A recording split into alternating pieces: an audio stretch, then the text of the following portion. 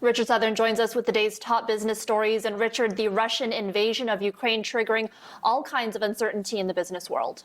It was a wild day on the markets. Big comeback for stocks, actually, Erica. We'll get to that in a moment. First, I want to talk about the impact that invasion could have on the price of gas that we're going to pay here at home in Toronto, because, Russia's a big producer of oil, of natural gas. It can really move the energy markets. We actually saw oil cross $100 per barrel this morning for the first time since 2014.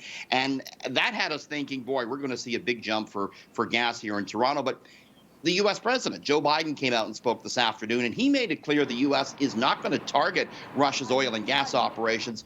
Down came the price of oil. It's little change now, above $92 per barrel. Still, we're going to see a bit of an upward pressure at the gas pumps. I talked to our gas price watcher, Roger McKnight. Now I can only see maybe a cent.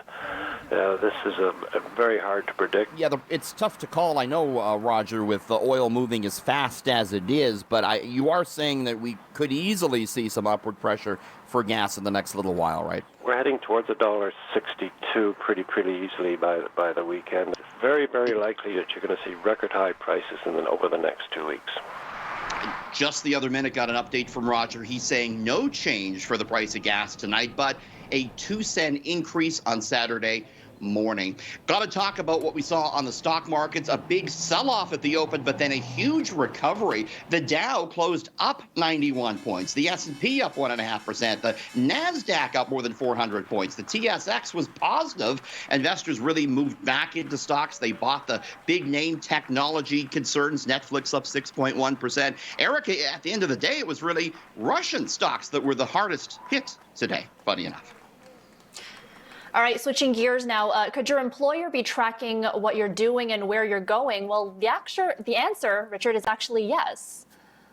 Yeah, and we're going to find out about it if a new bill at Queen's Park passes, Erica. The Ford government today said it's going to pass legislation that will force your employer to tell you if you're being tracked via your company cell phone, your company computer, or your company car.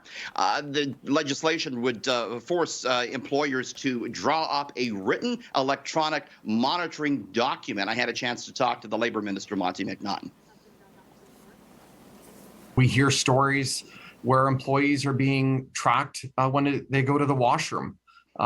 They're being tracked on their lunch breaks to determine, how long they're taking away from their shift. It's wrong.